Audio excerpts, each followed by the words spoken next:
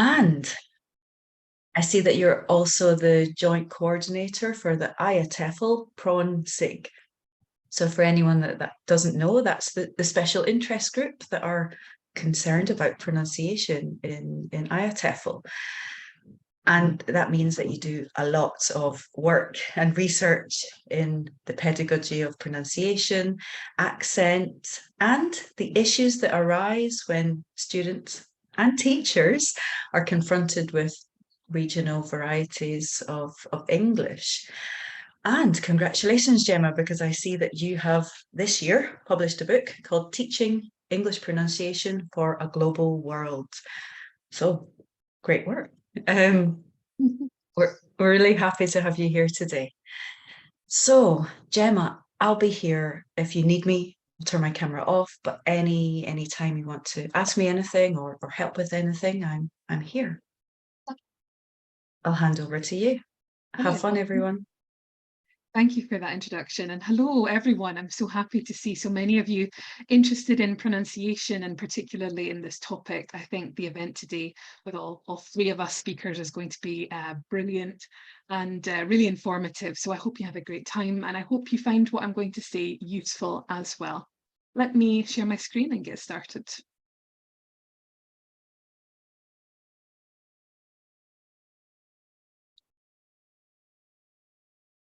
So the title of my session is Variation, Not Deviation, Encouraging Tolerance of English in English Diversity in English Language Teaching. So thinking as Melissa mentioned in my introduction there, thinking about different varieties of English from different countries, but also different regions of the English-speaking world as well.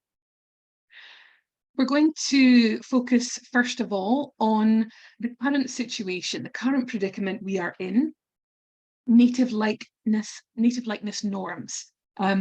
These are prevalent in our teaching industry, in our resources, in our training materials. So I'm going to consider if these are harmful or helpful for our students, and the consequences for their perception, their ability to hear and understand diverse Englishes, as well as their production, being international speakers of English. Following this, we're going to talk about some solutions. So how can we readdress the balance and make the English teaching fields and our resources and our classrooms more global, more accepting and more tolerant of the reality of English as it is spoken today, which is extremely diverse. Why this topic?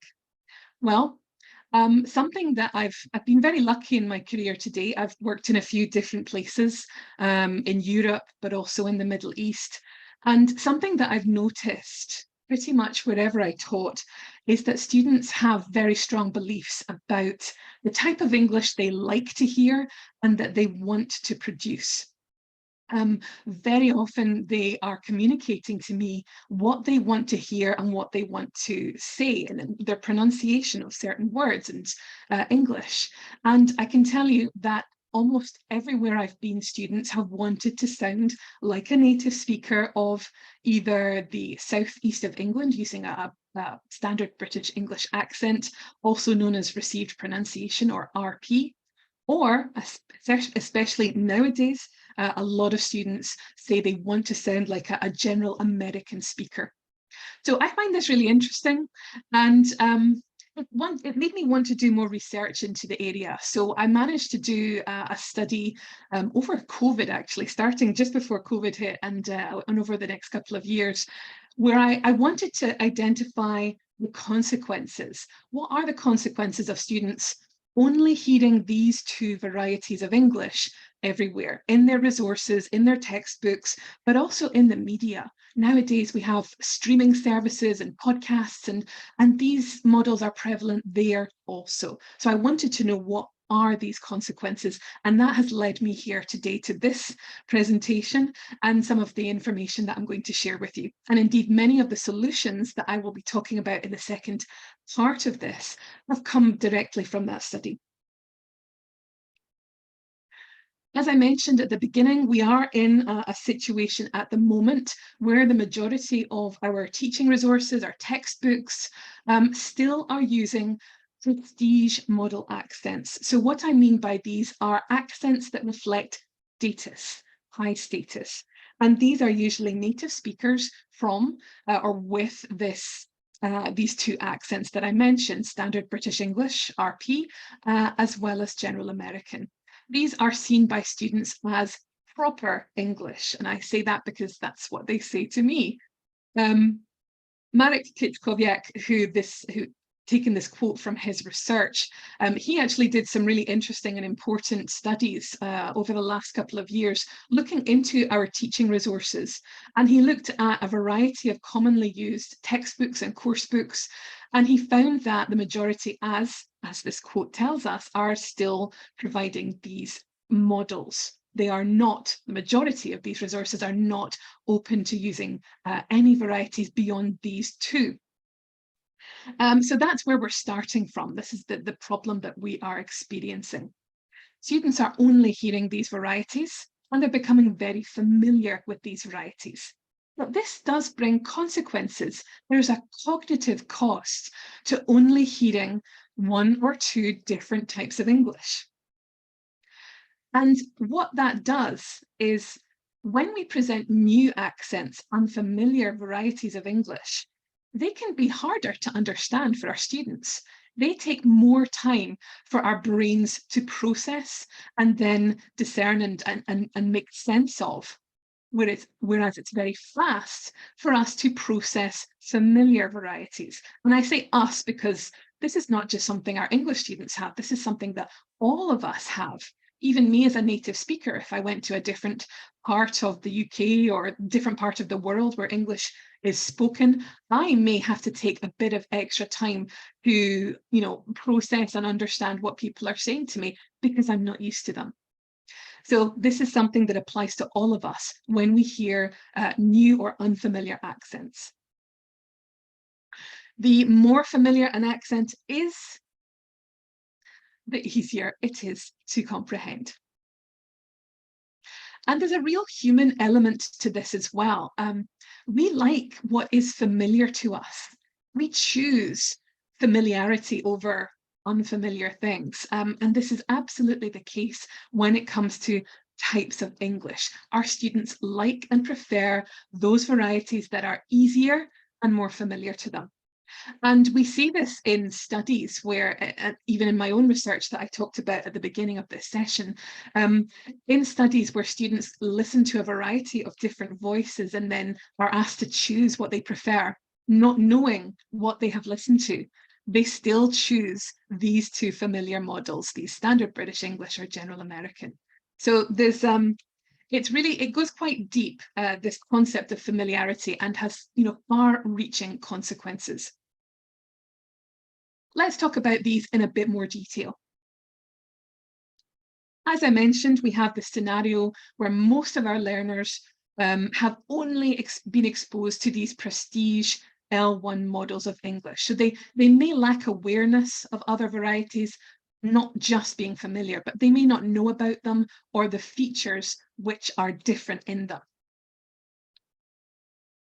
And then if they lack familiarity, as we mentioned before, this lack of exposure can reduce their comprehension or slow down their communication. It can also lead to communication breakdowns. And if this keeps happening to students, if they keep trying to engage and having these communication breakdowns with new speakers or speakers of a new type of English that they've never experienced before, they can develop communication anxiety. And that can even lead them to avoid certain groups of English speakers out of fear or anxiety that they're just going to embarrass themselves by having misunderstandings. This is something that I personally have experience with as a language learner. When I did my undergraduate degree, I did it in Italian. So I had to spend a year living in Italy. And during that year, I had many really embarrassing moments with one particular demographic group of Italian speakers. And that was older Italian speakers, grandparent age type speakers. I had so many moments where I would try and communicate with them in what I thought was a simple transaction. and they would say something to me and I just had no idea what they were saying, and people would try and help, and it just didn't help at all. And it happened so many times specifically with older speakers that I avoided them.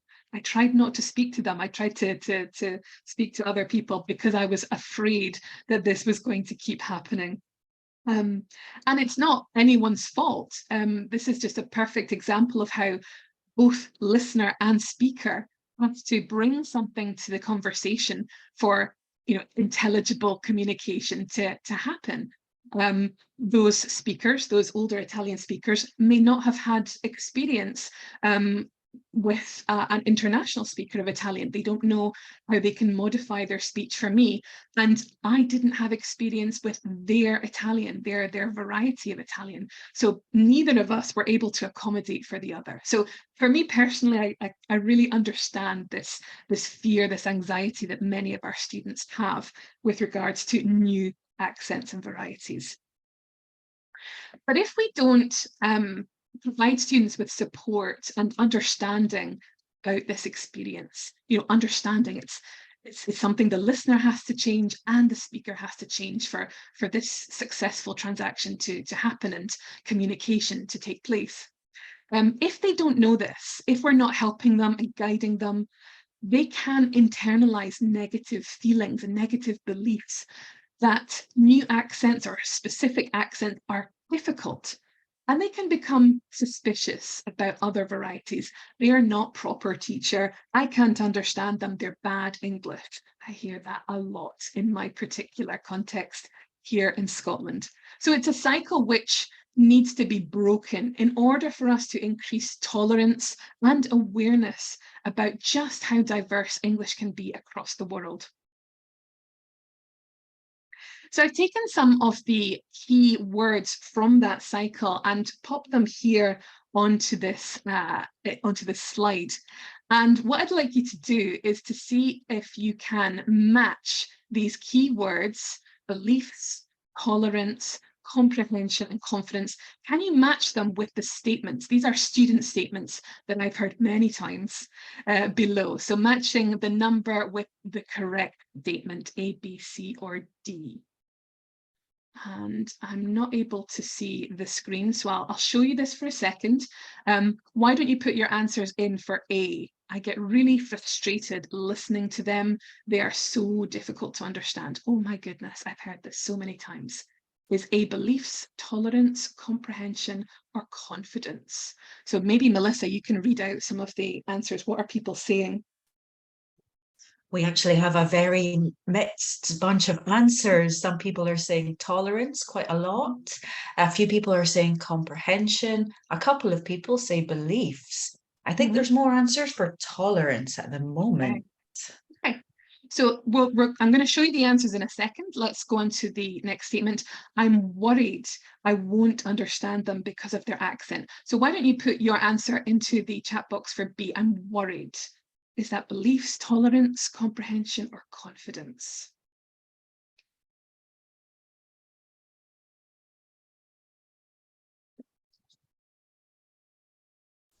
Okay.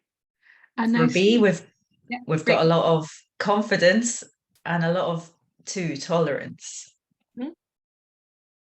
Okay, lovely. C, I know that X, English X meaning a certain type of English. I know that this English is the only proper type of English to learn. What would that be? Beliefs, tolerance, comprehension, or confidence?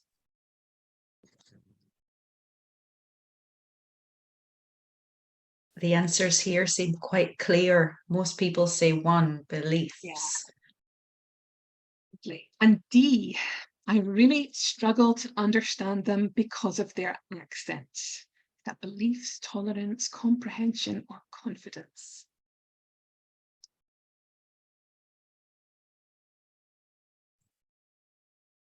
Here we've got quite clear. Most people in the comments are saying C, comprehension. Good. Thank you, everyone. And most of your answers are what I have also put together as well. Thank you, Melissa, for that. That was helpful. So yes, A and 2, tolerance. Tolerance is about your level of acceptance of a particular variety in this example. And when a student says, sorry, I moved on too quickly there. When a student is saying, oh, teacher, I don't want to sit next to them. They are so difficult to understand. That's a very good example of tolerance. They are becoming frustrated. They don't want to give the extra attention that is required to understanding their classmate. And we know, as I've mentioned already, both listener and speaker have to work together to create understanding and to have successful communication. And some students don't understand this and are unwilling to give that extra attention and focus to understanding a different or unusual or unfamiliar variety of English. Confidence, as I mentioned in my example, I'm worried I won't understand them because of their accent. Beliefs, I know that this English is the only proper type of English to learn. So these kind of thoughts that people believe to be true. And the final one, comprehension, focusing specifically on the process of understanding them. Is it an easy thing to do or not? Thank you everyone for your input on that.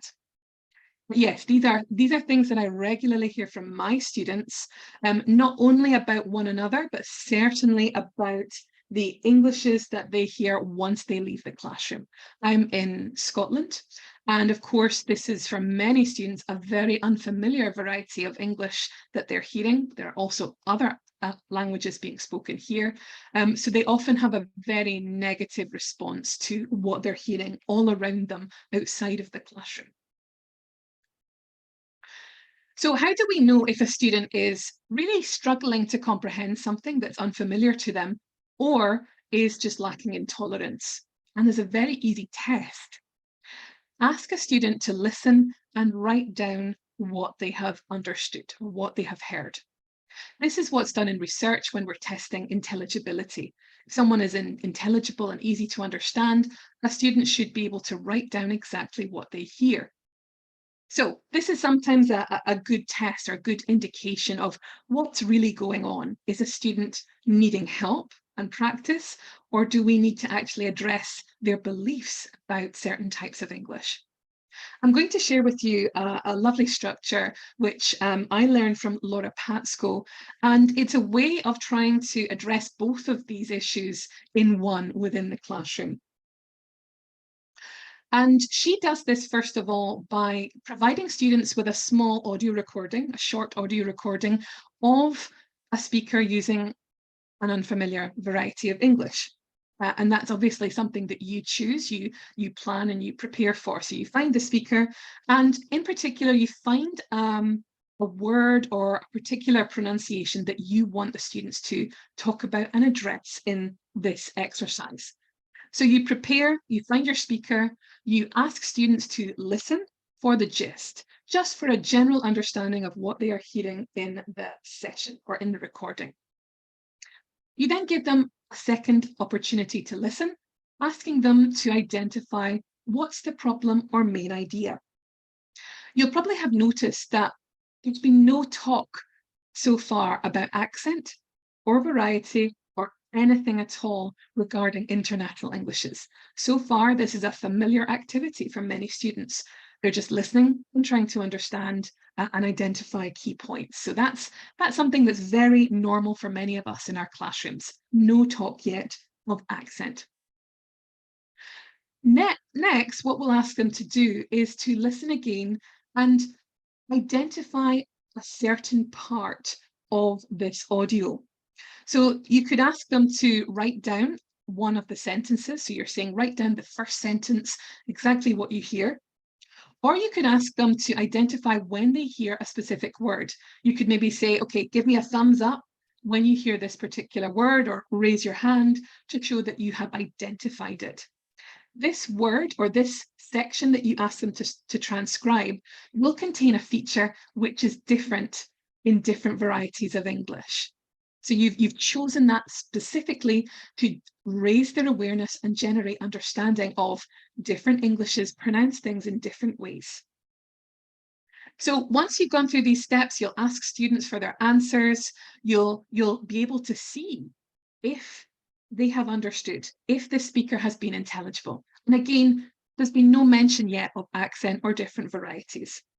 So that's the point where we say, okay, so is this something that was difficult for you to understand? Were you able to easily identify this word? Did you notice that actually the speaker is not what you are familiar with? It might, where do you think the speaker is from? Did you notice their pronunciation of this particular word? So now is the time that we start to focus in very specifically on the pronunciation of the feature, which is different in different Englishes. After they've done that, and they've then got this clear understanding that this word has been pronounced in this way, we ask them to listen to another small section to apply their learning. So in the second small recording, they will hear another example of this feature that you have planned for them to listen to and understand. And focus at the end on their reflections. Has this been a challenge for them? Has it been easy for them? What can they take away from this experience? Maybe they'll say, well, if you told me at the beginning we're going to listen to a speaker from this part of the world, it would have been difficult. I would have expected it to be difficult. Actually, it wasn't so bad. So through this scaffolding, through this structure, we're very gradually starting to bring their attention to this example of diverse English pronunciations. And certainly in my experience, I don't know about you, if I tell students at the beginning of an activity, okay, this speaker is Scottish, they go, oh, no, teacher, Scottish people are hard to understand. And immediately they get this attitudinal response. They start hearing for something that's really tricky and difficult. So going through this type of structure removes that from the start. And they're just focusing on what they can do rather than what they expect to happen. So it's a lovely structure to use. I was going to show you an example, but I think because of time, we're going to skip it. And we're going to go into a final consequence of resources only having these two models. And that consequence is, or maybe it's more of a question, are we setting students up to fail? If we are only providing these two native speaker models in our resources, in our classrooms, for example, exercises in connected speech, assimilation, vowel reduction, and replicating a prestige model, are we setting them up to fail? We know, and this is not just for English, but for any language, it's very unlikely that a learner will develop a native-like accent. So would we actually spend our time doing something else that will be more beneficial for them going forward? And again, this comes from Marek Kiczkowiak's research, where he was looking at common popular textbooks and course books, and he was looking at what productive pronunciation content they were offering. And for so many, it was all of these features that we see here. Why is this problematic? Because none of these features are necessary for internationally intelligible English communication. We know that in the world, more people are using English as a common language. So people that are L2 speakers from different countries are using English as a common language with no native speakers present. If they are not speaking to native speakers, why do they need to use these particular features, which are used by most, if not all, native speakers of English? Why do they need to use them if there are no native speakers present? In fact, we also need to consider when native speakers use these features, are they increasing the likelihood of people understanding them? So what we know is that when native speakers use these features, they're actually reducing international intelligibility.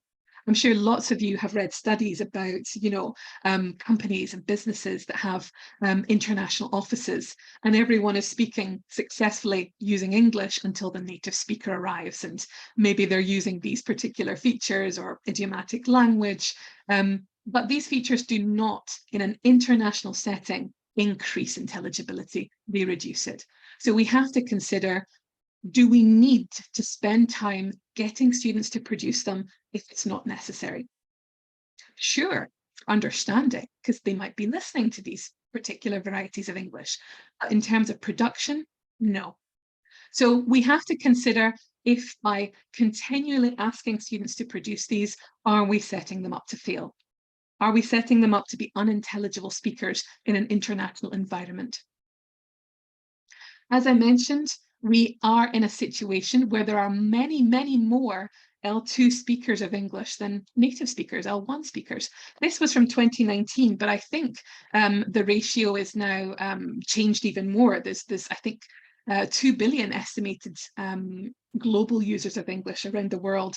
So this 3-to-1 ratio is now even out of date.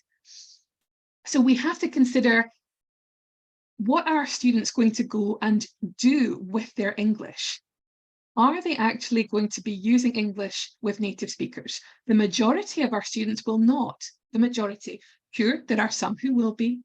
Most of them will be using English as a lingua franca, a common language with other speakers who are using English as their L2 also. So the likelihood of only conversing with these native speakers, these prestige models, it's low. Using English with other L2 speakers, the likelihood is high. So we need to consider, what are our students' future intentions with English? What are they going to be using it for? How can we support them with that? I'm going to stop sharing my screen for a second and have a look at the comments and see how everyone is reacting to that.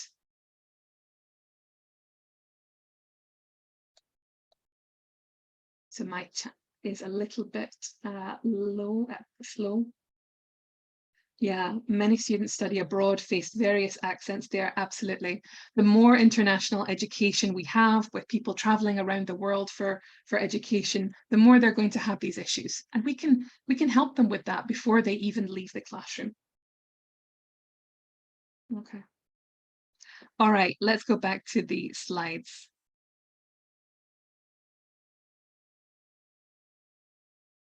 Yeah, Patricia, I love the idea of finding out what the students are using their English for. Yeah, absolutely.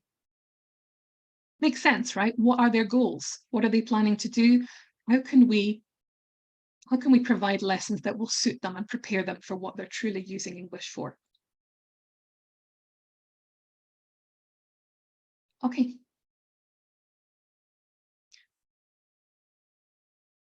So now that we've talked about all the bad stuff, all the negatives, what's going wrong, why is this problematic? Let's think about what we can do. How can we make this better? How can we make it right for our students?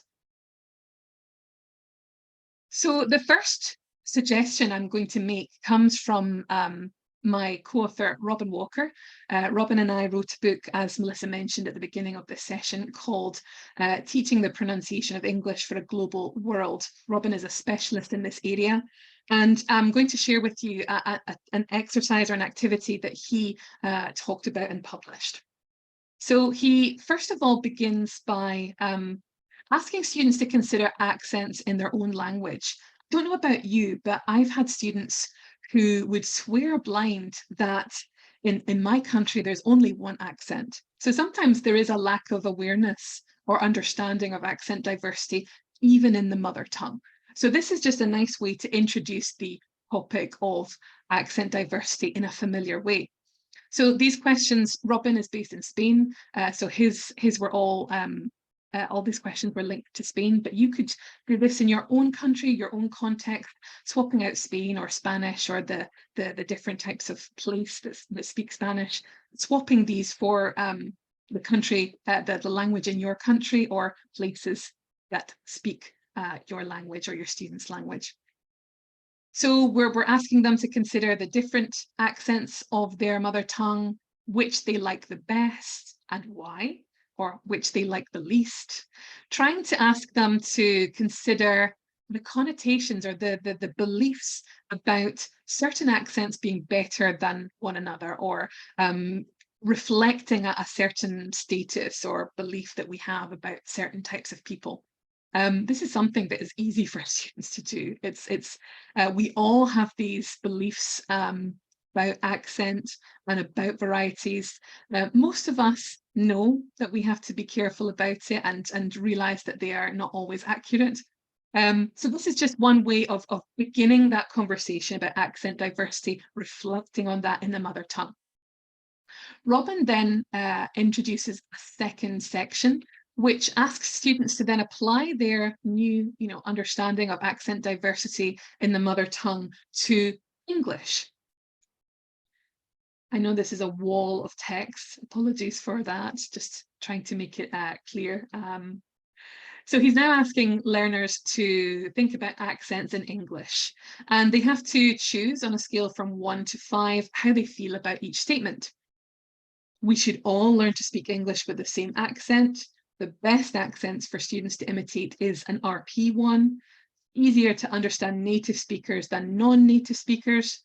A bad accent is like wearing shabby clothes to a job interview. It gives the wrong impression. So again, getting students to discuss this together, perfect time for us to start broaching the topic of accents, intelligibility, good accents, proper accents, and all of these beliefs students may have about English. So we've asked them to reflect on accent diversity. The next thing is we might need to do a little intervention.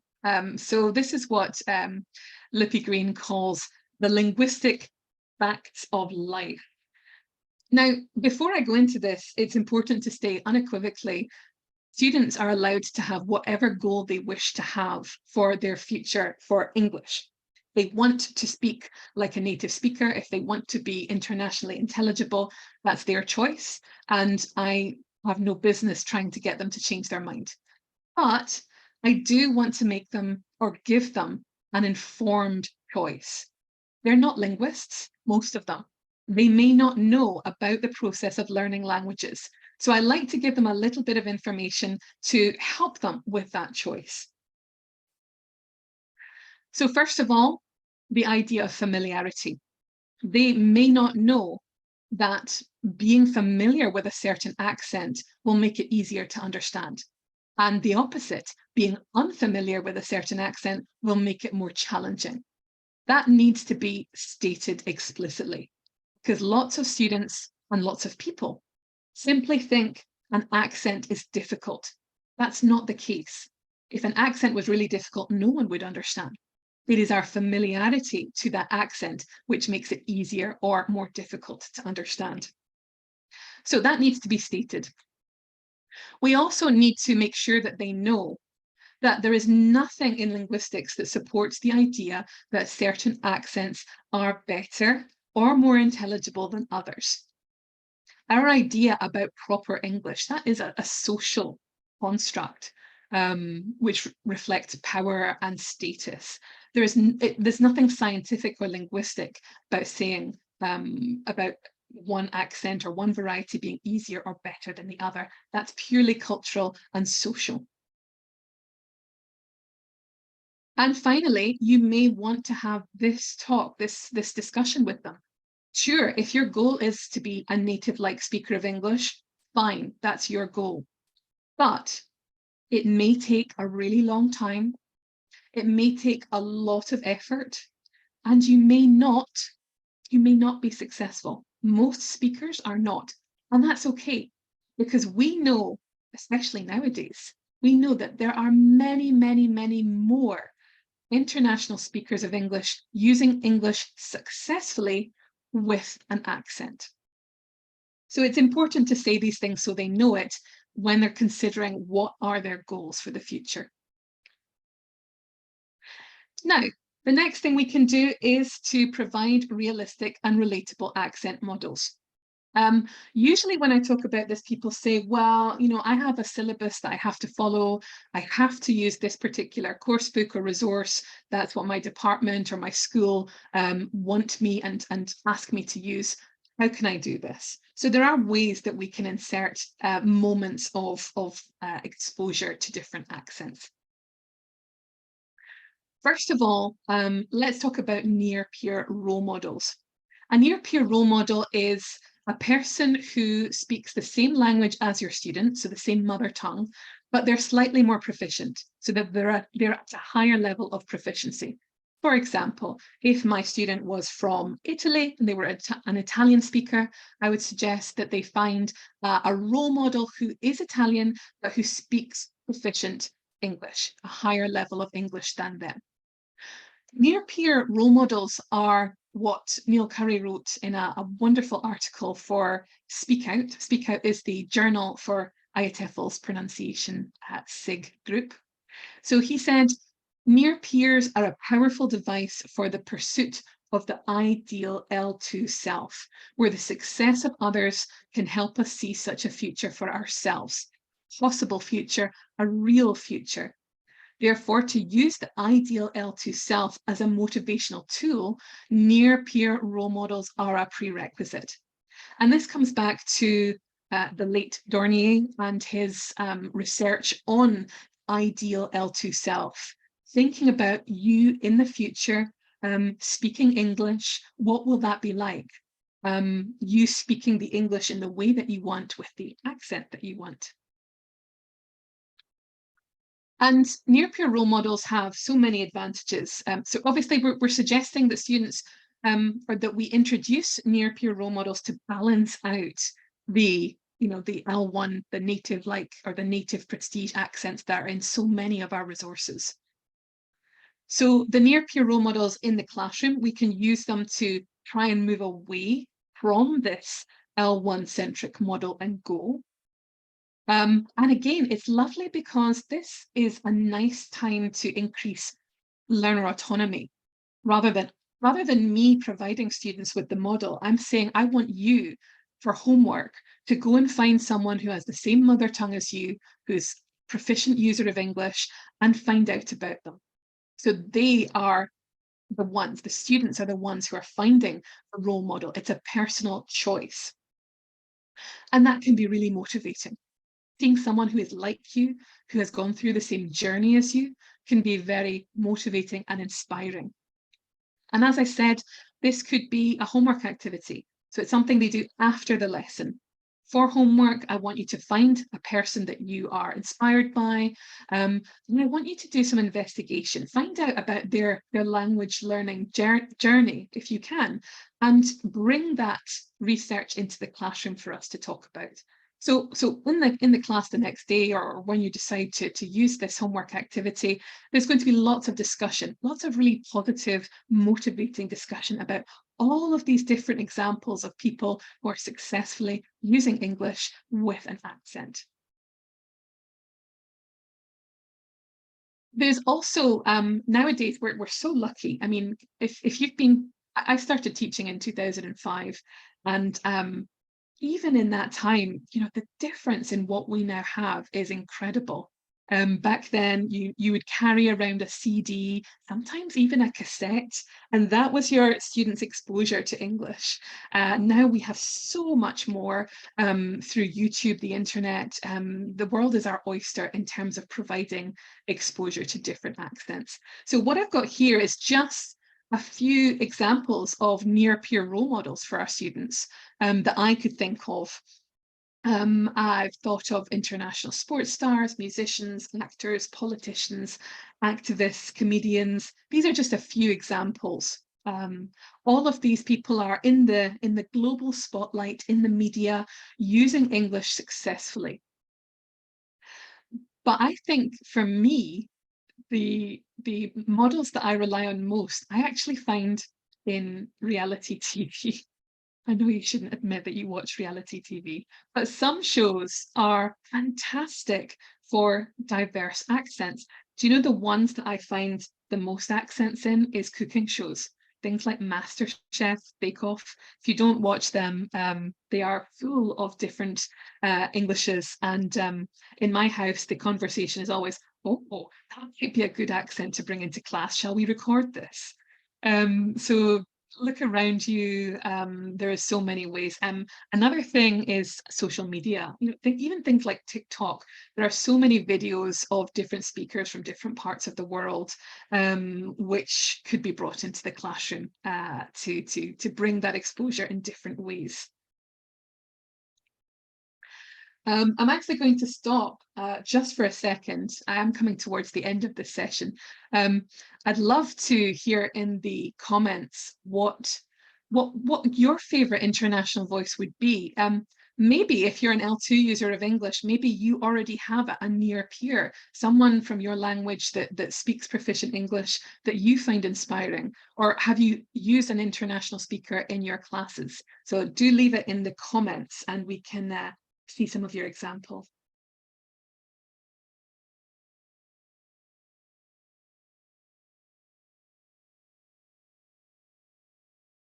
Again, I'm a bit slow in the comments, so my comments are a little bit behind.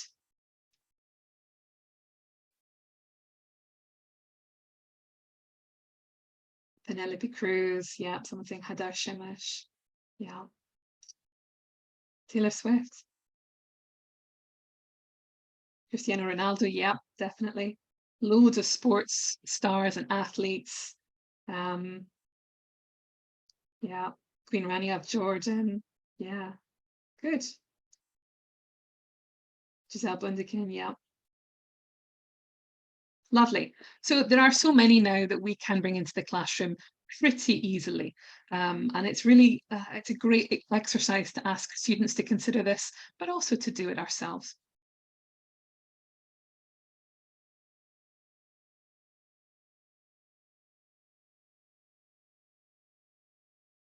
If you don't have time for that, if you want something that is ready-made, I have a couple of suggestions. If you are working in EAP, a great alternative resource is the 3-minute thesis competition. This is an international competition done in universities all over the world where students have to summarize their research in 3 minutes. And as it's a competition, they then choose a winner who has the best presentation. This is full of great accents, loads of diversity. And if you're in that academic context, it provides really appropriate presentation materials for you to use in class. If you're looking for something a bit more general, the elo.org website has a lovely thing called 1 Minute English. And speakers or learners of English from all over the world leave little 1-minute recordings on a particular topic, and you can choose what you want to listen to, not just by the topic, but there's a little flag next to each recording, so you can choose the accent of the speaker that you want your students or want to use in class with your students. On YouTube, My English Voice by Katie Simpson is a lovely collection of recordings which talk about many things, but they have a lot of nice videos talking about the issue of accent and identity. And if you're looking for very specific recordings that might allow you to analyze and compare and to demonstrate very specific sound changes in different accents, these might be helpful. So the Speech Accent Archive, the International Dialects of English Archive, Youglish is such a fantastic resource where you can ask students to go and find examples of different pronunciations of things. And one of my favorites is Dynamic Dialects. I'm going to show you why this is one of my favorites. So this is the Dynamic Dialects website. It has an accent map, so you can find where there is recordings for speakers for different countries, but it also has an accent chart. And it means that you can listen specifically to the vowel sound in these words. So for me, for example, if I wanted to show students how the vowel in go changes in my accent, in a Scottish accent, compared to an English accent or another accent around the world, I can look specifically at this section and demonstrate the difference between two vowels. So it's a very specific one, but sometimes that's exactly what you're looking for. So there are lots of really good resources out there for these moments. And of course, I mean, I'm probably telling you what you already know. A little bit of technology goes a long way. You can make your own videos or audio recordings. You can use Audacity. I learned how to use Audacity just by following YouTube tutorials, so it's absolutely possible to teach yourself, and it's very simple. Audio Trimmer is a website online where you can trim audios to the length that you want to use in class. Loom for videos that you can use, or you can do screencasts where you record your screen if it contains a video or audio of a diverse speaker. So Camtasia and ScreenPal are two ways that you can make recordings or make short videos. But even more simple, you can use your mobile phone. If you have a smartphone and a voice recorder app, you can do this yourself. You can ask your colleague, your next door neighbor, your best friend to talk for a minute on a subject and bring that accent into the class with you, of course, with their permission. So it can be so much more simple than we expect. And audio and video recordings can be stored now on clouds like Google Drive or Microsoft OneDrive. And you can just share the links for asynchronous access if you want students to listen to these at home as homework activities. The last thing, supporting students' intelligible production. I'm mindful of my time, so I'm going to do this very quickly. We can't talk about being internationally intelligible without talking about the lingua franca core. The lingua franca core is a list of pronunciation priorities created by Jennifer Jenkins in the year 2000. And this list of pronunciation priorities came from many years of recording international students speaking to one another in English. So two international speakers speaking together using English as a common language. She categorized every mistake that was made or every communication breakdown that was made. And she noticed that there were certain features that cause most or cause more communication breakdowns than others. And she said, these are the things we need to prioritize in the classroom for international intelligibility. This is a sketch note. If anyone likes sketchnoting or graphic facilitation, this is something I learned from the wonderful Emily Bryson. Emily Bryson is a graphic facilitator in English language teaching. And I did this sketch note of the lingua franca core in her course in a session that she ran. And it's just to try and make it visual. What do we mean by the lingua franca core and international intelligibility? So we know that from Jennifer Jenkins' research and research since, that certain features will be more likely to cause breakdowns, and therefore we need to give students more practice in them. Consonant sounds, except for the dental fricatives, the th in thing or the in there. Consonant clusters, especially at the beginning or in the middle of words. Vowel length, so managing to make vowel length contrasts. Food, for instance, and nuclear stress, when we make one word in a phrase or utterance more emphasized than all the others. I'm a student. So these are considered the most important things for international intelligibility between two international speakers of English. In the middle, we have word stress. Word stress is something that I teach. I think it's important, great stepping stone before we introduce nuclear stress. But in the research done to date, it's considered a bit of a grey area. Some research finds that word stress is important for intelligibility, whereas others don't. So at the moment, it's still in the middle. But as I said, I teach it. I think it's a great way to introduce stress as a topic in general. As we talked about right at the beginning, found by Marek Kuczkowiak, the features which we don't need to productively use for intelligible communication in English, the schwa or reduced vowels or weak forms. I don't know if you can read this example, 10 to 2, if you're asking the time, 10 to 2, with that reduced 2 in the middle, ta. And producing connected speech. Again, I'm underlining producing, because these features are useful for receptive communication. So pronunciation for listening. They can be helpful for communicate, for comprehension rather than productively speaking. So this is my sketch note. Robin Walker, my co-author, has this beautiful table on his website, which is much more professionally put together, where he has these same features, but he's categorized them by essential for intelligibility, not damaging for intelligibility, and damaging for international intelligibility. So I would encourage you to check out his website, English Global. He has a beautiful A to Z of pronunciation blog. Now, we are running short of time, and I do want to leave time for questions. So I am going to skip this particular section. I had shared some comments from students. This is in my paper that I shared at the beginning. So if you're interested in hearing what students say about this, you can find it in that paper. But basically, in summary, they said materials was the thing they talked about in the class. If we had diverse materials in the classroom, that would help us. I also asked many of you in the pre-webinar task about this particular topic, and I had some lovely comments. Most people were saying very similar things, that yes, their students had experienced these problems and needed to have exposure to different varieties. I'm going to skip on to the last section just to sum up what we have covered today, because I don't want to talk too much more. I want to give you time to ask questions if you have them. So let me come to the summary of what we've talked about.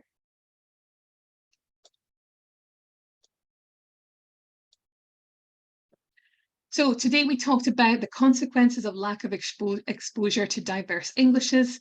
This can have negative consequences, including reduced comprehension when being exposed to new unfamiliar varieties.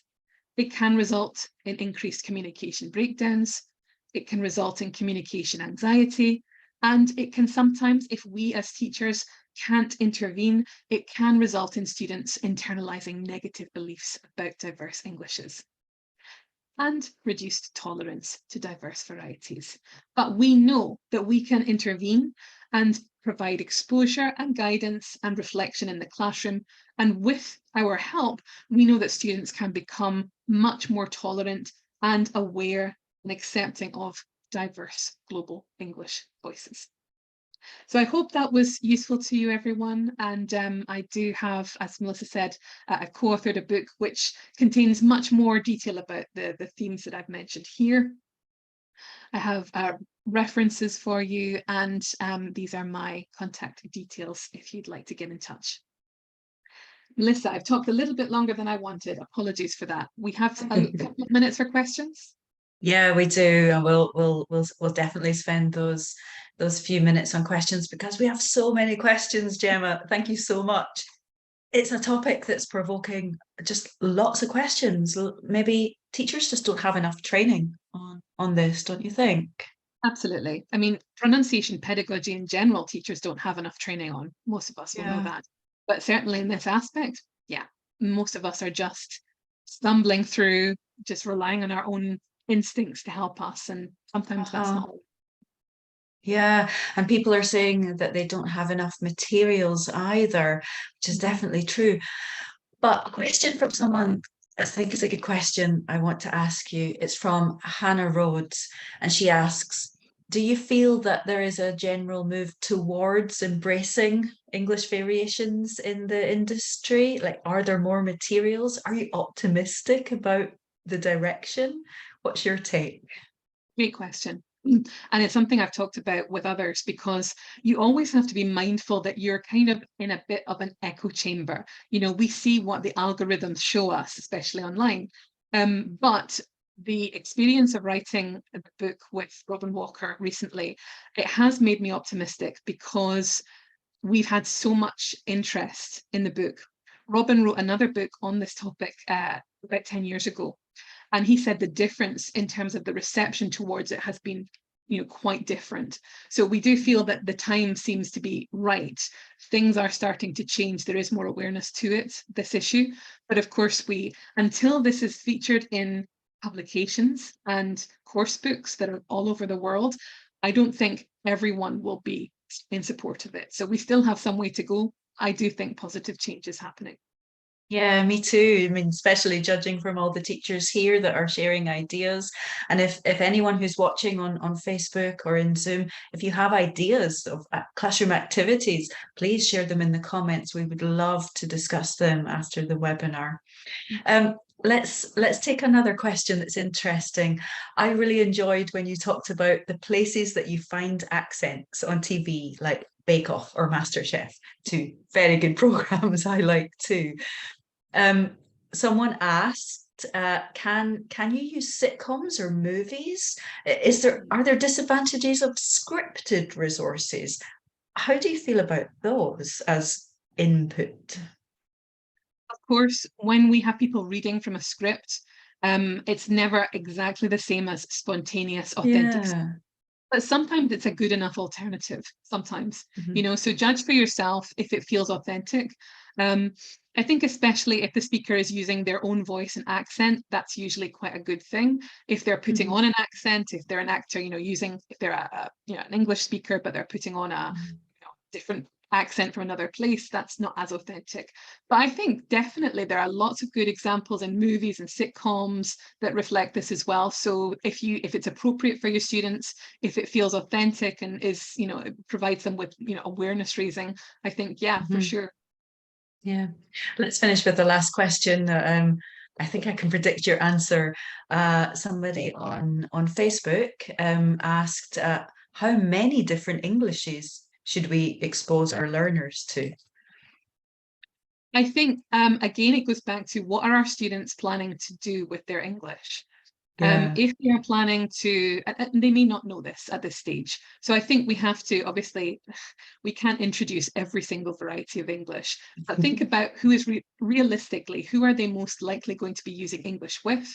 Or if you think in terms of media, what type of media are they accessing English through? Mm. That might be a way to kind of narrow down the accents or the varieties of English that you choose to use in the classroom. That's a great tip. And with that tip, I think we'll have to say goodbye for now, Gemma. But I know that people would love to know more. So let's get another event where we talk about linguistic diversity and pronunciation teaching. Um, Thanks for coming, Gemma. Have a Thank you so lovely much. day. Thank you. And everyone that's watching, stay tuned. We'll have a 15-minute break and then we'll be back with another webinar about pronunciation, this time from Chris Kirby, who is a teacher in Hong Kong. And he's going to talk about it's not what you say, it's the way that you say it, and give tips for teaching in the classroom.